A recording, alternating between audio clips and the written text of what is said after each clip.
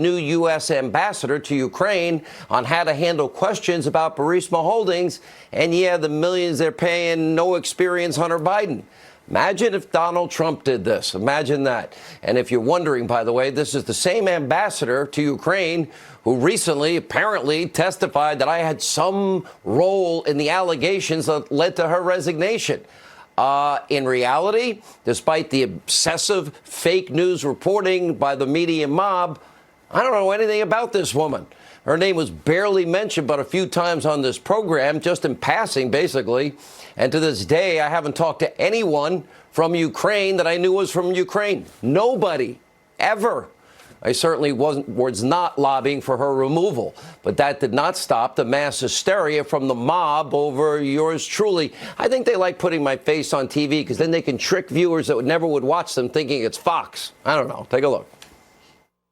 In the new transcript out tonight, this ambassador details how Sean Hannity's attacks on her and his alleged support of aspects of the Ukraine plot made it to the highest levels of the State Department. The Secretary of State says that he will call Sean Hannity to try to find out what the deal is with this whisper campaign of slander that is being directed at her to get her removed. The fact that at one point in time, Secretary Pompeo said he had to call Sean Hannity to find out what U.S. foreign policy was in one of these transcripts.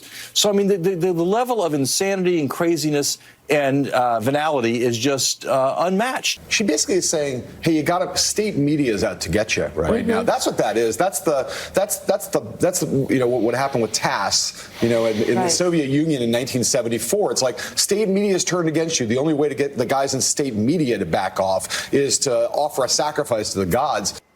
He really is a dumb jackass. Just for the record, by the way, I never talked to the Secretary of State or anybody else from the State Department. All of what you saw, it shouldn't be surprising. Let's see, a hoax, more fake news, more conspiracy theories. None of that happened. By the way, Mr. Zucker, I hope your stenographer, Humpty Dumpty, is taking notes. But back to Solomon's big breaking news.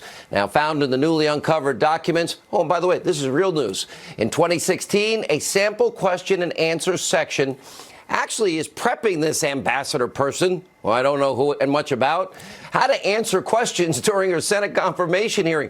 One unredacted section reads, quote, question, do you have any comment on Hunter Biden, the vice president's son,